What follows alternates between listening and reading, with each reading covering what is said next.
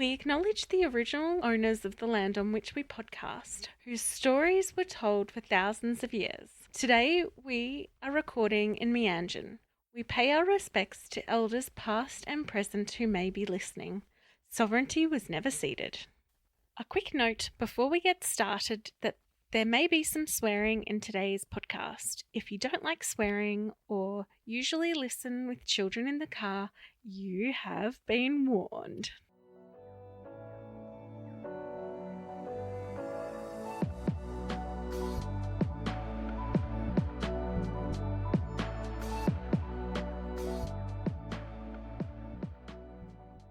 You're listening to What in the NDIS Now, a podcast where I, Hannah Redford, and my friend Sam Rosenbaum interview participants and providers about all things NDIS.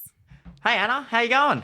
Good! That's good. I'm so excited to get into this topic. Yes, it is a big topic, a confusing topic, and a sometimes very complex topic. But let's tell the people what our topic is. We are talking about the differences between how your plan is managed or how it is built, Yeah. essentially. The funding model. The funding model. Yeah. So there's three types. Yeah. Right? So the first type is NDIA managed, then there's plan managed and self-managed. Yeah. So, Sam, do you want to start off by talking a little bit about what it means to be NDIA managed? Yeah. So NDIA managed, or agency managed as it's commonly referred to, is where all your funding is managed by the agency, and you can only use registered NDIS providers to provide those services. So the way that plays out is once you've got your plan, you can then you've got your select providers that you can choose from. You don't have the wider choice and control. There are pros and cons with it. The biggest pro is you don't have to worry about seeing a single invoice or understanding how things are being charged. It's designed for more high-risk participants that don't necessarily have the functionality or the informal or formal supports to be able to understand how this all works. On the same time, we have this whole proviso that registered providers doesn't necessarily equate to quality either. Absolutely. Which then leads us into plan management. Right. Which gives you more flexibility in who you can use. Yes. Though it's both with agency and plan managed plans, you still have to have those supports provided within the pricing arrangements and pricing limits.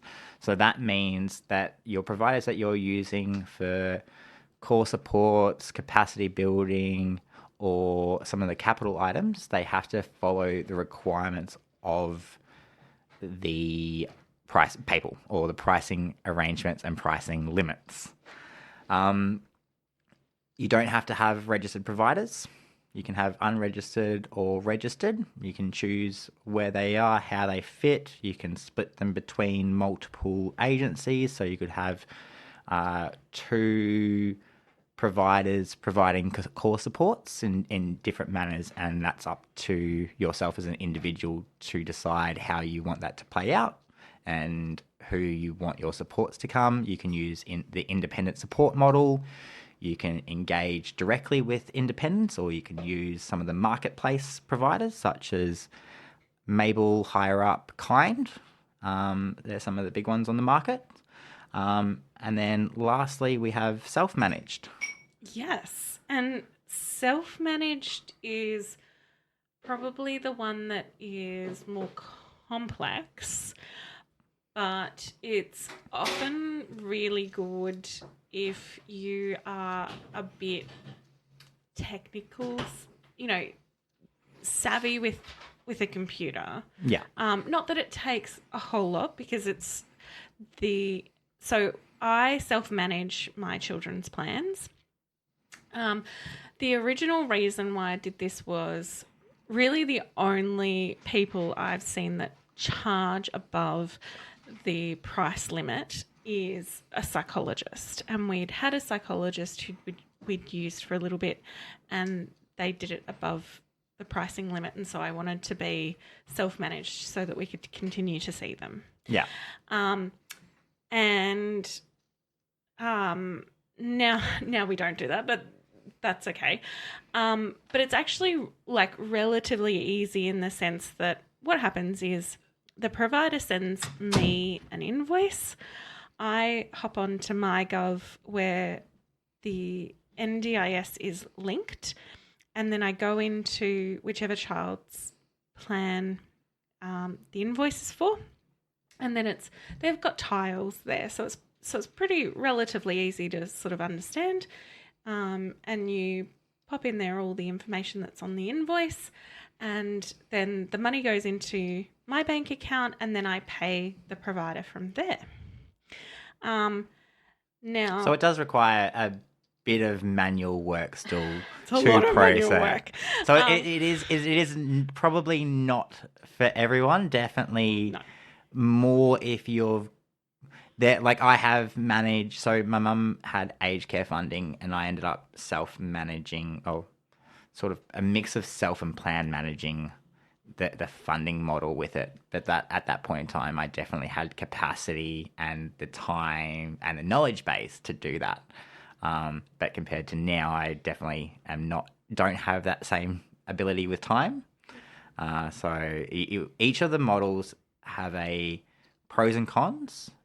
Yeah. And so one of the cons I find with it is a time thing, but also a bit of a /ADHD thing where I go, oh yes, I must do that. And then I forget 2 seconds later, and then it's been like a week and the provider is like, yo, where's my money? And I'm like, oh shit. And so, thankfully all the providers we've used have been super understanding that I sometimes suck at putting the invoices in. And it's not about me keeping the money. It's just I forget to even like log on and put them in. And then I've got the problem of, oh shit, I've got a backup of invoices to put in, and then it's a huge job. Yeah, because you've got to claim that, wait for the money to come into your bank account, and then work out which of those bills you actually put through in the first place to pay that money out. Yep. So that's where a plan manager comes in quite handy. You still get you lose the ability to pay more than the pricing arrangements. Yeah. But you trade that for not manually lodging the claims and record keeping and that negotiation away from yourself, essentially. So plan managers have a couple of requirements that they have to maintain, including understanding how you want your funding to be paid, what services you're wanting to get, so then they can help support and they play a big function in budgeting. Well, they should. Yes, but they should. Sometimes they don't. And I've definitely seen plan managers fall at that point. Yeah, and it comes down to the initial engagement conversations. Yeah. And some do that really, really well, and some do that horribly poorly. Right. Or not at all, and still charge the money for it. Absolutely. Which I think is very terrible, and it's an oversight from plan managers if they're not looking very heavily at when they're engaging with a participant, understanding that participant's needs, understanding that participant's situation, and understanding the flowing or support requirements, and whether or not that can be funded within the plan in the first place. So I see a lot of plan managers that sort of have these conversations or have a small conversation and then charge the initial fee for it, but later down the track haven't quite understood or helped the participant and their supports understand what's the reality of the plan and how that money plays out over the 1 year, 2 year, 3 year sort of plan. Because especially when you start looking at 3-year plans, it's budgeting becomes more and more important. Absolutely. Because if you're spending more than 33.33 recurring % of your funding in a year, that's not going to support the 3-year plan. Right. You're going to be going to overspend. At the same time, underutilization becomes a problem as well, meaning that you're not utilizing the funding that you've got available to its effectiveness. So it's a big conversation that goes on within the plan management world on underutilization and utilization. Yeah. So how does someone know how their plan is managed? Well, that's a good question. Idealistically, this should be part of the planning conversation that the planner or the LAC have with you and your supports when you're asking for access. This should definitely be one of the first and foremost conversations that happened. Because where the agency makes that decision, you can put input onto how you would like this to happen, but ultimately it is the delegate's decision. And when I say delegate, that's the agency delegate. So it's usually your planner. Sometimes it goes into a whole rigmarole of complex decision-making and delegation of authority that I'm not going to go into today because I won't do that to you all at home.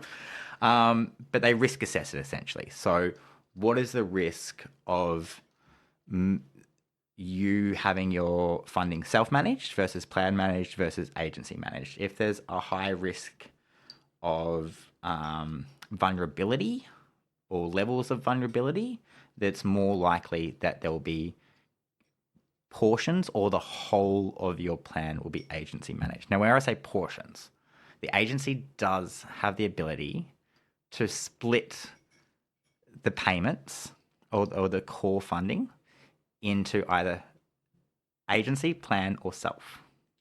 Yes. And so sometimes what you'll see is something like, just for example's sake, $10,000 is agency managed because they specifically want you to do blah stated thing. And then the next $10,000 is plan managed because of reasons.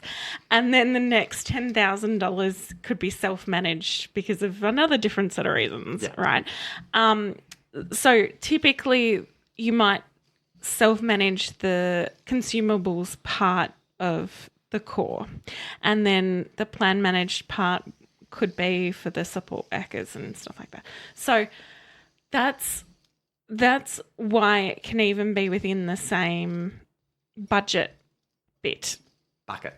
And then there are some things that so where you find that is if you have a look at the box that says core, at the bottom of that box it says plan managed, self-managed, NDIA managed. So that's where you find it on your plan if you're confused. And it also helps you to identify which bucket of funding or which category within your plan is what. Because, for example, the plan managers, to pay them will always be NDIA managed because plan managers have to be NDIS registered. Similarly, generally, when we look at improved relationships, which is about positive behaviour, and looking at how do we get a positive behaviour support plan for someone, that is very typically NDIA managed as well. Yeah. But beyond sort of those, you can choose what you do with the rest of the categories.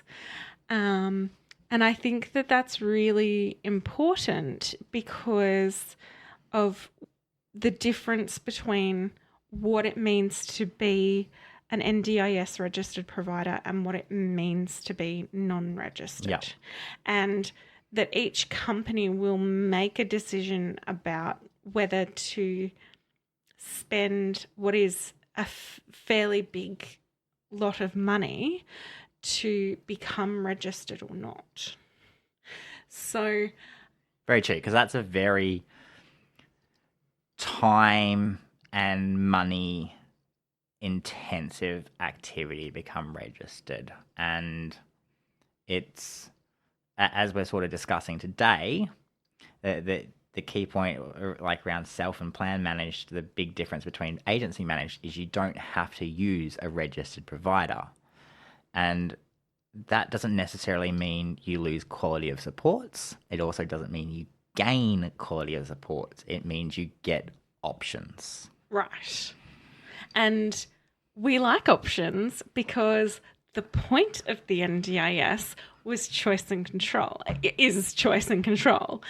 But then when you are NDIA managed, some of that choice and control is removed. You still have choice and control, but only to the point where you've got to be like... There's not as many options. Yeah, there's not as many options because there's fewer and fewer people registering getting as provided because it is a very intensive activity for anyone that goes through it. And I go through registrations. I think I do currently sitting at about 7 a year.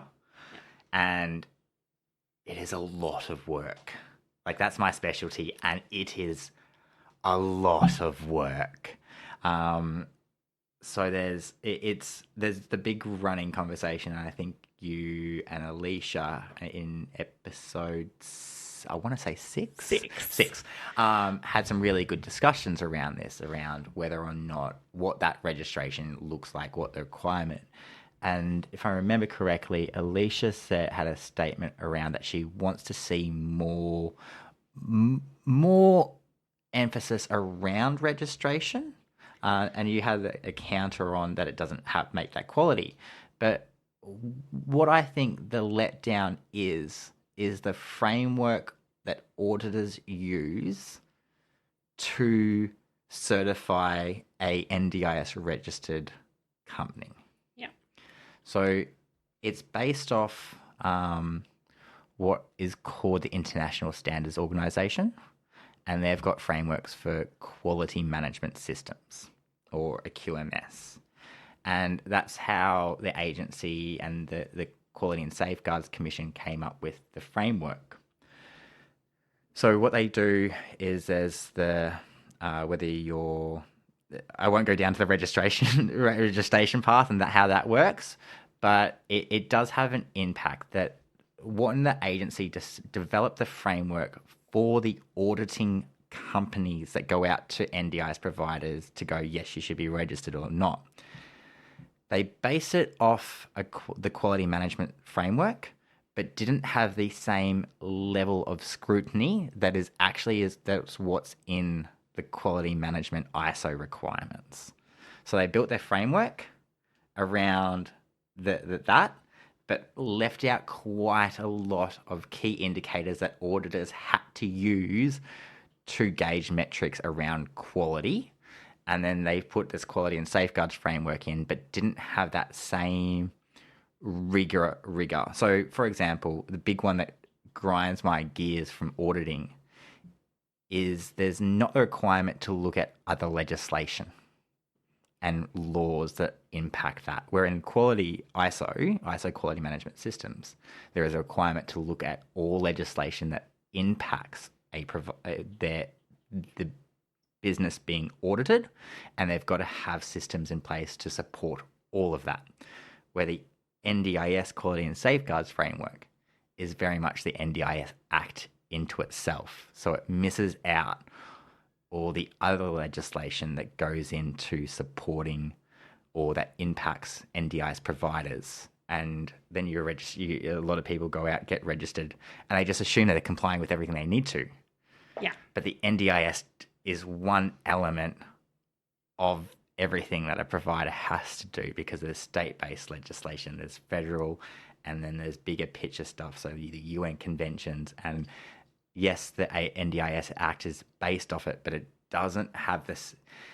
It doesn't bring it in the same way. So I think if we went through every company that's got NDIS registered and applied the principles of quality management systems to that company, I think you would see a big number that don't necessarily meet that standard versus the registration standard. And that's definitely on those businesses to really think and go, okay, well, there's this, but there are other elements. Like I've spoken previously on this podcast about the state-based process with worker screening and working with children checks, and the state requirements and the difference of the NDIS Act and registered versus non-registered providers don't align in any way, shape or form. And also there's things like work cover and, so also from what I understand, there's things like providers could just buy their policies and procedures and basically not really look at them. And the auditor comes in and goes, oh, yep, you've got everything you need, tick, tick, tick, and you're registered. And then you've got the added problem, because that's all that it takes to be registered, that people who actually we can't pay you through the NDIS get registered. So I've heard of people like a psychic got registered, and you can't actually do that. That's like the auditing companies. They should be going, hang on, does the service you're providing actually meet what is part of the registration framework? Right. It's a failing of the framework. Right, exactly.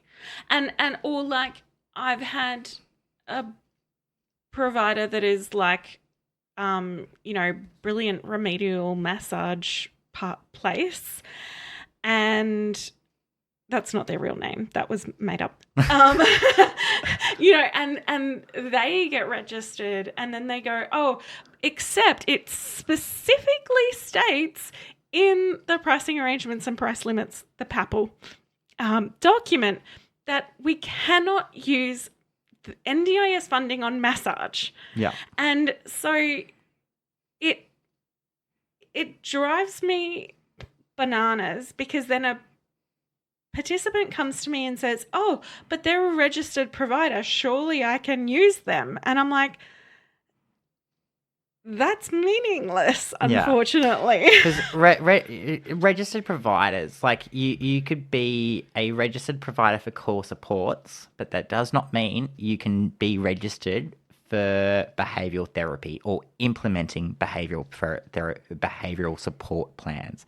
It doesn't mean that you, just because you've got registration for specialist support coordination, that you can then diverge into providing psychosocial therapies for counselling. That's not what registered means. It means you're registered for a specific group of services that then you can bill directly to the agency. And that's kind of it. Yeah. So this is why, like, I'm very wary of people who say, oh, we just need more people registered. But like you say, no, we actually just need to change the way we register people, or change what auditors are looking at. And that would improve that process. Mm. Because right now, when you look at, registered versus non-registered, people see NDIA registered provider equals quality, and equals qualifications, and equals safe, and that they won't do fraud because they get audited, been registered, and that's just. Or that what they provide they're allowed to, and that just isn't true. And so I get very concerned sometimes when people talk about it, and I've had to spend a lot of time with participants trying to explain to them exactly what it means to be a registered provider, or what it means to be NDIA managed versus plan managed, and why that, the pros and cons of those for that particular person in that particular scenario. Because absolutely there are scenarios where people need to be NDIA managed and have only NDIA registered providers. There are reasons for that. But again, it doesn't necessarily mean quality and qualifications. No, because when you look at therapies, other professional services, this is possibly one of the most contentious topics when it comes to paying providers on other professional services and therapies. Right. Because it goes into a whole... It's not very clear is the bigger problem. Yes. Because in the pricing arrangements, it goes, you kind of need to have a bachelor or equivalent within the area of service. But just because you've got a bachelor in one area does not mean that you can then go provide services under other professionals for something that you're not qualified for. And then you also need to account for registration. So some professionals have to have professional registration with their relevant bodies. Nursing have to have APRA. Yeah. I hope I'm saying that right, because I get it wrong all the time. Psychologists and social workers need to be registered with their professional bodies. Chiropractors need to have their registration as well. But the problem comes is where those bodies look at that, they go, I have this qualification, so I could actually do more within this space. And that's where the big risks to participants, to NDIS participants, comes into play, because it's not as simple as it seems sometimes. And just because someone a provider of some sort of supports goes, yes, you can put this on your NDIS plan, doesn't necessarily mean that is true. Absolutely. So let's sum it up a little bit. Yeah. And go back to the 3 styles of paying the bills. They are NDIA managed, plan managed, and self-managed. So NDIA managed is the only one where you absolutely have to use registered providers.